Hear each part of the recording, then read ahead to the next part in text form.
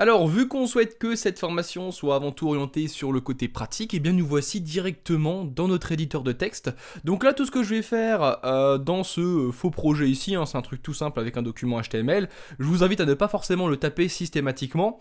Par contre, quand il y aura des vidéos qui seront précédées du mot-clé projet, là par contre, il faudra ouvrir votre éditeur de texte et taper en même temps que moi tout ce que je ferai pour le projet final que je vous ai présenté dans l'introduction. Donc là, je suis venu vous mettre un petit document donc HTML classique, index, avec donc une structure, tout ce qu'il y a de plus basique et aucun contenu. Donc juste ici à droite, j'ai le rendu de ce que j'ai à gauche.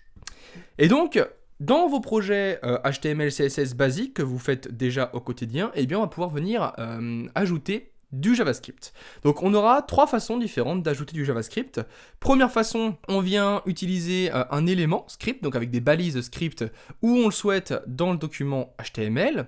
Deuxième façon, eh bien on utilise un élément script mais avec un attribut source pour venir créer un fichier JavaScript qui va être lié à notre document HTML.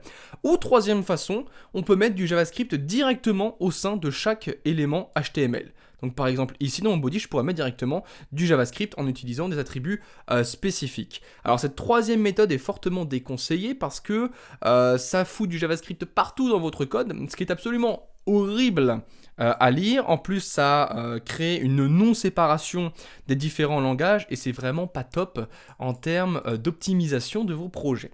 Donc, nous, on va se focaliser sur les deux premières techniques. Donc, je vous disais, première façon, on crée un élément script. Donc, on vient créer un élément script, comme je viens de le faire là.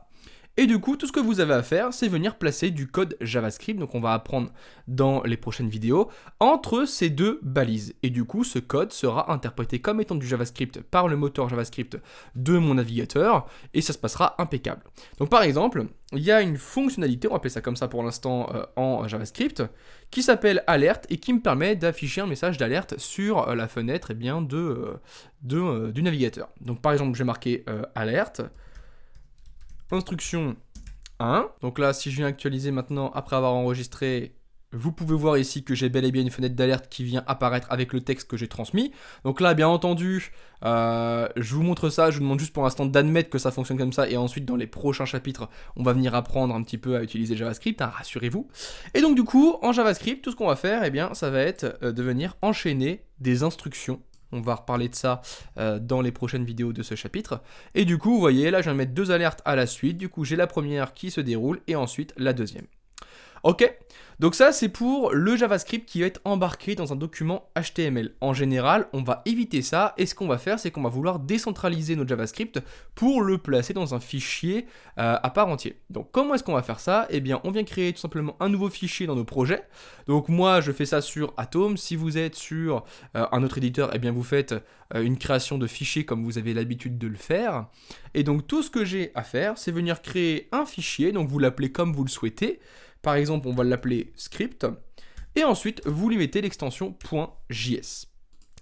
Ensuite, il vous suffit de venir récupérer, par exemple, le JavaScript que j'avais juste là. Je le colle, j'enregistre bel et bien. Ici, je viens me mettre sur une seule ligne, et tout ce que j'ai à faire ici, c'est indiquer l'attribut source, et ensuite indiquer le chemin à partir donc, de mots du document HTML pour trouver le script JavaScript. Donc là, en l'occurrence, ils sont côte à côte. Donc tout ce que j'ai à indiquer, c'est script. .js. Si j'avais eu un sous-dossier, par exemple, qui se serait appelé JS et à l'intérieur un fichier script.js, eh bien j'aurais mis ici un js/script.js, comme vous le faites habituellement avec vos fichiers CSS. Ok ? Donc comme je vous le disais, vos fichiers JavaScript, vous les placez où vous le souhaitez. Ensuite, votre balise de script, vous la placez également où vous le souhaitez. Vous mettez une source. Et du coup, si je viens ensuite actualiser, eh bien j'ai bel et bien encore une fois mes instructions qui sont récupérées, sauf que cette fois-ci, eh bien, le navigateur est venu d'abord télécharger le script JavaScript, puisqu'il n'est pas directement inclus dans mon fichier HTML, et ensuite il est venu analyser et interpréter son contenu, qui est juste ici. Voilà comment tout ça fonctionne. Alors, comme je vous le disais, j'aurais pu très bien placer mon script juste ici, ça aurait fonctionné tout pareil. Par contre, attention, parce que l'endroit où se trouvent vos scripts JavaScript est extrêmement important. Pour comprendre ceci, eh bien, on va regarder tout de suite un petit diapo pour comprendre les choses un peu plus simplement. Voici donc notre petit diapo. Alors attention, il peut paraître impressionnant en début, vu qu'on est en début de formation, mais rassurez-vous, on va faire les choses au fur et à mesure. Donc tout en haut ici, je vous ai mis le comportement par défaut qu'a votre navigateur quand il vient charger un nouveau document HTML et que celui-ci a des documents CSS, JavaScript ou autres qui lui sont liés et que donc il va devoir télécharger en plus de documents HTML. Donc comment ça se passe? On a toujours donc un début d'analyse de page, juste ici, et ensuite on a la fin d'analyse de la page, et donc quand la page est finie d'être analysée, c'est que tout le HTML a été pris en compte et que tous les documents qui étaient liés ont été téléchargés et interprétés si c'était nécessaire. Et donc du coup, par défaut, quand durant l'analyse de la page, mon moteur de rendu va rencontrer un fichier JavaScript, eh bien ce qu'il va faire, c'est qu'il va le télécharger, ou le charger, s'il est déjà présent dans le cache par exemple du navigateur, et ensuite il va l'exécuter. Et du coup forcément, quand vous chargez et que vous exécutez un script et que vous êtes en plein dans l'analyse de la page et du rendu de cette page sur le navigateur de votre visiteur, et bien forcément vous bloquez le rendu de la page de votre visiteur. Et du coup, par exemple, c'est comme ça que des fois, on va avoir un site dont une partie ne va pas être affichée pendant quelques secondes quand on va le charger, parce qu'en fait, il y a des scripts qui sont en train d'être interprétés derrière et téléchargés. Et du coup, c'est extrêmement bloquant. Et donc, avec les années, le JavaScript a intégré des attributs qu'on peut indiquer dans l'élément script qu'on a créé tout à l'heure, donc soit l'attribut differ, soit l'attribut A5, pour que le téléchargement et l'exécution des scripts JavaScript eh bien, se passe différemment du cas par défaut. Et donc, premier attribut qu'on va renseigner, ça va être differ. Donc differ, lui, permet de modifier un petit peu le comportement par défaut. C'est qu'il va nous permettre de télécharger ou de charger le script en parallèle de l'analyse de la page. Donc il ne va pas bloquer l'analyse et le rendu de notre page HTML, donc avec ces différents éléments stylisés en CSS. Et une fois que l'analyse de la page va être terminée, eh bien il va venir exécuter les scripts. Alors ça c'est hyper intéressant parce qu'on va découvrir dans un des prochains chapitres que lorsqu'en JavaScript on souhaite manipuler un élément HTML, modifier sa couleur, ajouter un événement dessus ou autre, eh bien il faut attendre que toute la page ait été correctement analysée et affichée. Et du coup exécuter le script à la fin de l'analyse est important à partir du moment où on souhaite eh bien, toucher un petit peu aux éléments HTML et modifier leur comportement, leur apparence ou autre. Alors que si votre script est exécuté trop tôt durant l'analyse, eh bien il risque de ne pas fonctionner correctement, ce qui serait problématique pour nous. D'où le fait qu'aujourd'hui, on privilégie largement l'attribut differ.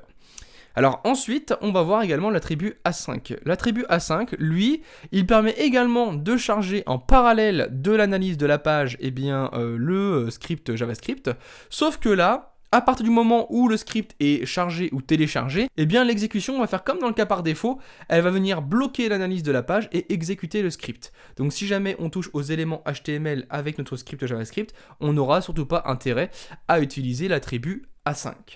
Donc en pratique, comment tout ça va fonctionner? Eh bien en général, ce qu'on fera, c'est qu'on va venir placer nos scripts dans l'élément head de notre page HTML, donc en général sous le title, et tout ce qu'on va faire, c'est qu'on va indiquer l'attribut differ au sein de cet élément de script, et du coup on sait que automatiquement durant le rendu de ma page HTML, eh bien mon script va être téléchargé, et à la fin de l'analyse, une fois que on aura analysé tout le body, eh bien on va venir interpréter mon petit script JavaScript, ce qui est plutôt sympathique, et ce qui va du coup rendre le rendu de mes pages total beaucoup plus rapide.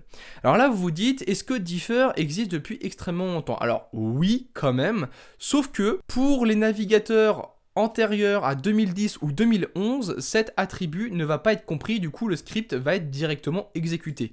Ce qui peut poser problème, comme je vous le disais, si jamais il y a quelque chose ici que vous manipulez à partir du script qui est plus haut. Et donc du coup, si vous souhaitez prendre en compte les navigateurs un peu plus vieux que 2010 ou 2011, qui est plus forcément intéressant à ce jour, eh bien je vous invite à ne pas mettre vos scripts dans l'élément head, mais à les mettre directement au sein de votre body tout à la fin. Donc là, vous mettez tous vos éléments HTML, vous mettez toute votre page ici, et tout à la fin, juste avant la balise de fermeture body, vous placez vos scripts, et bien entendu ici vous pouvez supprimer le differ, et comme ça vous êtes sûr que vos scripts seront téléchargés et analysés à la fin du rendu de votre page, puisque c'est fait dans l'ordre. Les moteurs de rendu des navigateurs analysent totalement dans l'ordre les différents éléments de votre page, et du coup le dernier élément qui va être analysé, eh bien c'est l'élément qui se trouve à la fin du body. Donc vous mettez tous vos scripts ici, les uns à la suite des autres, si vous en avez plusieurs. Ok ? Voilà du coup comment ça va fonctionner. Nous, vu qu'on est dans une démarche un petit peu d'utiliser le JavaScript de façon moderne, et vu que maintenant 2010-2011 c'est quand même assez loin, eh bien on aura tendance à utiliser la méthode juste ici, donc de mettre dans le head, en général à la fin du head, nos éléments de script avec donc la source et du coup l'attribut differ, pour être sûr que le téléchargement ou le chargement se fasse en parallèle de l'analyse et que ça ne soit pas bloquant pour le rendu de notre page. Donc voilà pour cette vidéo, vous savez maintenant comment intégrer un script JavaScript au sein de vos documents HTML, et du coup dans la prochaine vidéo on va un petit peu analyser comment est fait le langage JavaScript, et du coup on va découvrir quelques termes techniques, et on va également découvrir nos premières instructions pour travailler avec le langage JavaScript.